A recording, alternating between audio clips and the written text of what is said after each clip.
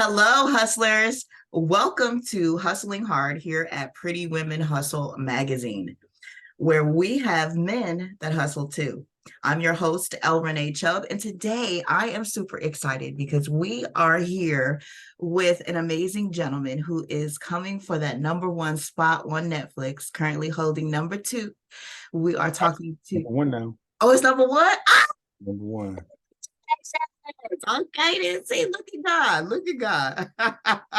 I love it. So if you haven't already seen The Outlaws on Netflix, please go check it out. We are pleased to be talking with Otis D. Winston, who is definitely picking up steam in the acting world. He is an athlete turned entertainer and has exploded on the acting scene, scoring multiple appearances on shows including S.W.A.T, The Chi, Chicago Fire, and even Empire. Otis' ascension as an actor has come through snagging roles in both feature films and TV. Roles on Mike, The Plane, and Venom, movies Greenland, Shazam 2, Red One, B-Boy Blues, and Games People Play are a sampling of the extensive resume of Otis D. Winston. Welcome. Congratulations. All of the above. Thank you. Thank you for having me. Thank you for having me. Absolutely, absolutely. So can you share with everybody who has not seen the movie, what is the premise of The Outlaws? What is the film and your role in it? The premise of The Outlaws is a young man is engaged to a woman who he's never met her parents. And they thought her parents wasn't going to make the wedding. Her parents are played by Pierce Brosnan is her dad, and Adam Devine is the fiance, and Nina plays the girlfriend, Pierce's daughter, and it's an all-star cast. And Yes, basically, the family flies in. The mother and dad sneaks home to the wedding, and come to find out that her mom and dad are the notorious bank robbers who've never been caught in the history of the U.S. and they're the outlaws instead of in-laws, they're called the outlaws. And it is so funny. If you haven't watched it, I promise you, you will love it. But I don't want to give anybody any spoilers. It's funny. My character, I play Omar Henchman 2. And my job is to make sure that we're protecting Rahan, who is basically our boss, played by Porna. And she's hilarious. She's hilarious. Yes, Adam is hilarious. So. Again, if you have not seen The Outlaws, please. I'm sorry, what'd you say? It's a fun ride. Yeah, it's all around. And one thing I like about it is it could be a family movie. It just depends on, your dynamics of family movie night, but it's not over the top. But the comedy, the acting, top notch. Yeah, what I try to tell everybody, man. You never know what God is going to do and how he's going to do it. You got, to be in a cast with Adam Devine and Pierce Brosnan and Ellen Birkin and Nina Dobrov and Michael Rooker, and it's just the list goes on and on, man. You got Richard Kind and Julie Haggerty from I grew up watching Julie Haggerty on Airplane. She was the stewardess on Airplane that everyone went through slapping. Yeah. Exactly. You got Lil Rel in there. It's like oh my goodness, Lil Rel. I cannot wait to go see one of his stand-up shows. But he was, as always, he does that thing that he does. Mm-hmm. He's Lil Rel. And I gotta tell you, I don't know how many females that are listening to this, how many of my pretty women hustlers out there used to have a crush on Remington Steele. But mean, listen, the man has definitely still got it. Okay. He's truly a great guy. He's a great guy. I believe it. I absolutely believe it. So what can you share any memorable moments or experiences from the set? My biggest memorable moment is there's a scene where Pierce walks up to try to see my boss for the first time. Mm-hmm. And I'm standing there guarding her because, we're at attention. She has her basically her henchman always by her side. And after we got done filming it, I was talking to Pierce, and he just told me, for him to be able to talk to me and tell me that, he was like, look, you are a gentleman. He said, Oh, "You're an amazing man and you're an amazing actor. And I believe I see big things coming for you because of the way you carry yourself and the way you are always ready." That just did me in, you I know. mean, listen, not since you brought it up. I mean, you weren't always an actor. You didn't grow up in Hollywood. You haven't been a part of that scene. And as I mentioned, from your bio, you used to be an athlete. Talk to us about where you started and how you ended up working with such A-list actors and getting the #1 spot on Netflix. How did that transition happen? Man, that's all God. I started off, everybody know, I played, if you don't know, I'm a two sport athlete from at the Ohio State University. The Ohio State. The Ohio Woo-hoo. State University, OH. IO, you know what I'm saying? Two sport captain, actually. I was captain of the basketball team, captain of the track team. My high jump record has been there for over 30 years now. Oh my goodness. And my son is actually a freshman there chasing his dad's high jump record, That's which what's is up. amazing, which, God Of doesn't course. leave anything out. He's amazing. So the way it happened is I was a computer consultant and I always was writing. And even before that, when I was overseas playing basketball in Russia, I started to keep a journal, and that journal turned out into my first script. And Whoa. like, God just opened doors for me to be in this industry for 13 years without an agent and have over 25 movies under my belt. And when I say 25 movies, I mean movies where I'm actually speaking, where I'm getting residuals for. Yes. That's Yeah. all because of the grace of God. And to be able to say that without an agent, living in Columbus, Ohio, full time, Right. that's all the grace of God, Now man. talk to me about that because a lot of times you hear, oh, you don't want to be out here by yourself. You need an agent. Nobody's going to take you seriously if you don't have an agent. I mean, obviously things have worked out well for you, but is that a typical experience for someone that looks like you? I have a friend of mine. He's the second AD of the CBS show called SWAT. And his Love name it. is Bill Delaney. He's from Columbus. And Bill calls me an anomaly. He's like, dude, you're an anomaly. Oh my So goodness. when people find out that I've been doing this for 13 years without an agent, and the type of shows that I've booked and the type of movies that I've worked on, that's why my tagline is God is my agent. That is So right. is it doable? Absolutely. I don't recommend everybody do it. I There's hear a you, brother. I hear kind you. of like what Steve Harvey said, man. You got to jump. I jumped, Yeah. and I did hit the cliffs, and I got my cuts and I got my bruises, but now I'm walking into something and I've been walking into something the past 2 years that's bigger than me. But I never would have got there if I wouldn't have jumped. I never would have accomplished what I'm accomplishing if I wouldn't have started off the way I started off. Because my very first role was a speaking role. So I'm like, oh, Nice. this is it. I mean, Right. You weren't just a room no, filler. no, Yeah, that's I mean, huge. I had a guest starring role on a TV show called The Game. That was my very, very first Who acting role. doesn't remember the game? Yeah, that was my very first acting role. I played the director of Jason Pitt's TV show called The Pit Stop. I was Now I'm the going back to watch director it. What of episode are you in? Or you know my what season? I think it's season 5. My daughter would We're gonna know, find you. We're gonna find but I can't remember. It was back in 2011. Okay, I'm gonna It find was you. I'm gonna find it. back in 2011. But So behind all of this, talk to me about a little bit about your upbringing. yeah. You mentioned your daughter. I know you're a father. Where did you grow up, and how do you think that your background influenced your acting career in any way? Oh man. And then I want you to talk about your family support system. Yeah, I was born and raised in Youngstown, Ohio. My mom moved us from Youngstown at the age of 11. My Mm, mom and dad moved us from Youngstown to a small town called Toronto. But Youngstown, I grew up in Westlake Projects, man, on that is Otis why. Street, and I grew up watching people get it and watching people hustle and watching people like pull themselves up. And I watched my mom do it. I watched my dad, man. My dad was so creative and such an innovator back when I was young, man. We had a grocery. Once we moved out of the projects, he put a grocery store in the bottom of our house, man. So What? we were right outside the projects. We had a grocery store. In the black neighborhoods, That is usually those Arabs who runs Yeah, for sure. The the corner local stores and all that. stores. You know, my dad put one in our neighborhood. You know, so I was like the candy man going to school. So watching that really instilled a different light in me. So You you've know, been a hustler from jump. man, not only that, just I stuttered until I was 11. I couldn't talk. They told me I would never properly talk. And I didn't start properly talking until I was 11.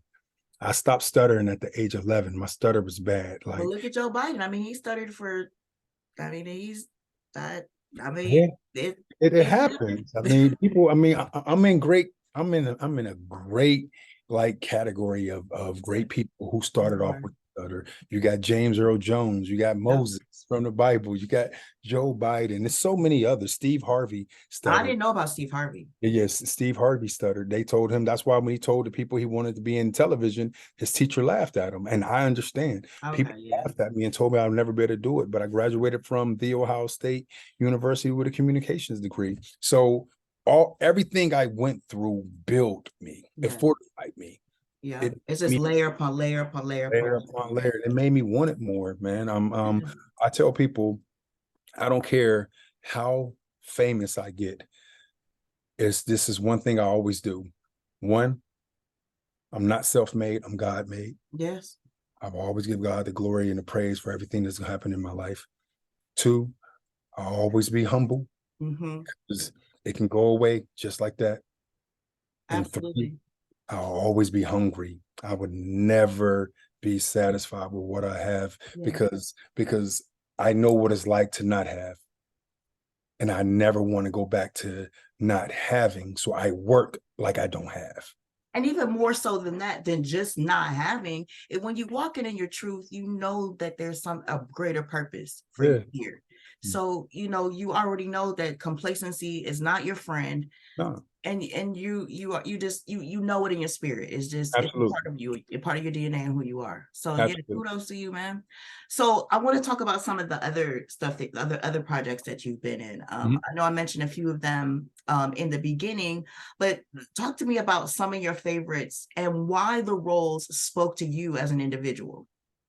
Oh man, I'll have to go. uh, I recently we had a release of a movie I did called Plane with Gerard Butler, Michael Coulter, Remy Adeleke. That was a good film. That was a good fit. It was in Puerto Rico for 7 weeks doing that, and it was amazing. It was Isn't that amazing. on Netflix too? That's the one, Amazon Prime. Amazon Prime. Okay, so Plane, check that out, guys. Yeah. Check out Plane on that was fun. Had a good time with that. And then again, of course, there's the great film Venom, the Venom franchise. Yes. Venom 1 and Venom 2. Venom 2 was fun because I got to embody, I basically embodied my brother Junior. Did he know it? He did. I told him after I got him, I was like, I got to act like I got to act a little crazy. People act like I want to fight. And get paid for it. Get paid for, get paid to do what I love. So I enjoy that. It was fun. Every project I've done has been has been a blessing. I still, like I said, I still remember being an extra, and now I'm not. It's just a blessing, and it's enjoyable. I enjoy everything and every part. And I'm glad that I talk to a lot of people. I interview senators, I interview, women from all walks of life. And the arrogance on some people, even in 2023, it's just still, it astounds me. I guess I don't understand it, but I gotta give you credit. You even just, watching your social media feed, you've got your clothing, you got your merch, and you've got all of these things going on positive for yourself, but yet you have this philanthropic side to you as well, right? And this selflessness. So Yeah. talk to us a little bit about your philanthropic efforts, what your passions are as far as the community is concerned, because at the end of the day, all of this is great. Of course, you deserve your flowers, men too. You deserve the crowns that you wear. But I want to, it's more to it than that. When you lay your head on your pillow at night, obviously you sleep good. And I want to know how you do that. I want to talk about that. Basically, man, growing up and going through so much I went through, I remember the spirit spoke to me a long time ago and basically told me everything I'm going through is not for me. Yeah. Yeah, that's true. It's not for me. It's for me to be able to help someone else, you know. So I make sure I go back and give back. I was in Youngstown a few months ago speaking at 4 different schools, 2 elementaries and 2 high schools. And I wanted to show them that what I'm doing is attainable, you know. Mhm. I never saw someone like me in Youngstown. I never saw someone that was on television that I can reach out and touch. You Right. know, I never got that close to someone. So I want to make sure the platform that God has given me that I reach back and show kids that it's not how you start, it's how you finish. I know what it's like to not have your lights on. And, I watched my mom work 2 jobs. I watched her clean houses, man, to make sure we had. I Mhm. watched her go without to make sure we had. So I do the same for my children, and I do the same for those who I come in contact with, because God did not bless me with this ability and this talent and this platform for Mhm. me to sit back and sit on my hands. He Right. blessed me with this ability and this platform to be able to go back and say, look, if I did it, you can too. If he took a kid from the projects of Westlake projects in Columbus, Absolutely. in Youngstown, Ohio, and now here I am, a full-time SAG actor. If he did it for me, he can do it for you. Absolutely. And speaking of, like you said, you grew up in the projects, and yet you went to college, you did everything right. You're a Mhm. God-fearing man, you're helping your community, you're raising your kids, you're doing your thing. How did you not go the other way? What do How you mean? what saved you from Th- being another stereotype, th- another statistic? There is no other way. God, right? There is no other way. Right. God has showed me what it takes, when watching things that happened with my dad. I wanted to make sure I didn't make the same mistakes, and he wanted to make sure I didn't make the same mistakes he made. Either one or two things happens. A person will do unto others that was done unto them, or they go the opposite direction and make sure they never do unto someone else what was done to them. And I wanted to make sure that I live my life such a way, and I tell people this all the time at my funeral, hopefully a long time from now, For when sure, my brother. when when when people come up to talk to my family and my kids, if they walk up to my kids and they say, your father was a good father, I want my kids to stop and be like, no, my father wasn't a good father, my father was a great father. Yeah, that part.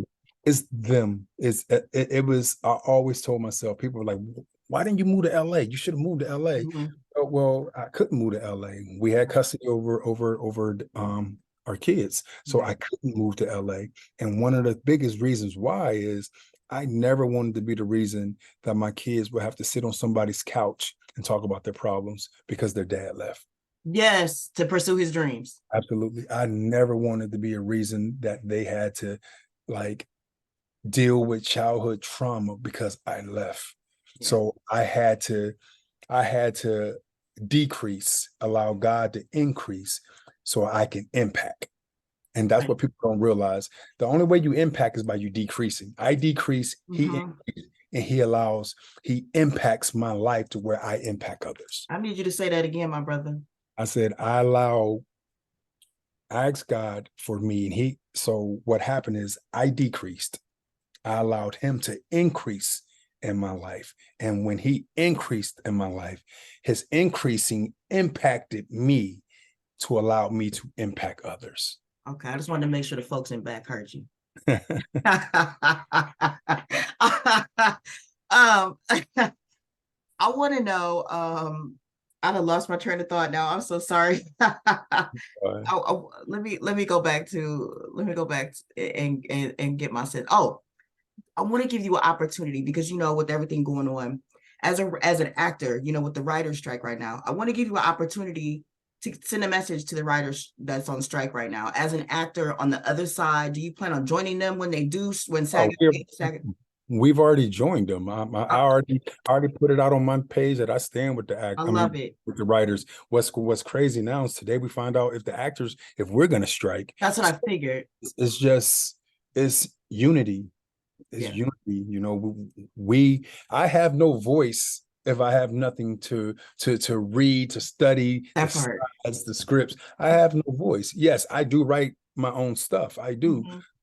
but everybody, it's enough for all of us, man. And I wish the studios and the networks will realize that actors like myself are really, really infected. We're affected by the fact that, I live project to project. Mm-hmm. I haven't worked since March. Oh wow. I haven't worked since March, and I'm standing on the promises of what I know that Sure. God said to be true. So I stand in solidarity with the writers, and I stand in solidarity with my acting brothers and sisters, and hopefully we come to a solution real quick, because I don't have that Dwayne DJ Rock the Johnson money yet. I Well, don't have listen, and Will Smith money since yet. you said that, I don't know if you saw the report that came out. It was either yesterday or today that said that that's really the goal is to stall you guys out until you run out of money. So you have Yeah, no choice yeah, but I to come saw back that. here. I saw that. They say they want to stall to the writers or When they start losing their homes, houses and no rent money, and that's scary. that's real scary. Real, It's real scary, scary. and it's almost like I get it. There's two sides to every story. Actually, Right. really three. Their side, your side of the truth. Right. But I always want to stand in the middle, and fair is fair, Right. and just is just. Um, you know, um, I just want to I just think there's enough for all of us. Yeah, There's I enough for agree. all of us where we can make a living. Like I've been doing this full time for 13 years now. Yeah. And it's been, like I said, project to project, and God has blessed me with some good people. My big brother Casey Hoddenfield, man, I don't know where I would be if God wouldn't have brought that man into my life. Nice. And has blessed me more than anyone in this industry, and there's nothing I wouldn't do for him, and he doesn't have to, Right. Right. but he does. He has the heart, and it's about when people take everything away, strip everything away, you know, and you deal with people like it's you. Mm-hmm. That's when change will come. I believe if these networks stripped everything away, and if they put themselves For sure. in the writers or in the actors seat, they'll sit there and be like, oh, okay, I get it. I understand, because I chose somebody. I feel like I can't breathe when I'm not on set filming. I'm That's your walking in passion. Yeah. purpose. My passion is me walking in purpose. I've been out here gasping for air since March Oh, because I've wow. been on set. But I know in the end, something great is going to come out of it. Do you have anything lined up? I mean, I know that with everything going on, were there things in the works that are on pause that may potentially So we, come back? we have some stuff. I have something in that's Nice. and it's a big one, Okay, good. and I'm just waiting on that. I'm supposed to start that in September, and it's a Okay. blessing. So I can't wait to be able to come back and tell you guys more about that. We're gonna pray. Um, We're gonna pray on it. and it's all God's timing. I thought the pandemic kind of like what it didn't do it completely, because the pandemic just Oh my goodness. man It's a whole new level. I kind of want to go back just for that. Man, the pandemic really, really changed the trajectory of my acting, because before the pandemic, all the actors had to be there in person. Right. So, You're so right. I'm in Columbus, and then I would get an audition, but I would need to be in LA A Zoom. just for an audition before the pandemic. I would have to fly to LA just for an audition, get to Atlanta just for an audition. Whereas now everything is self-tape.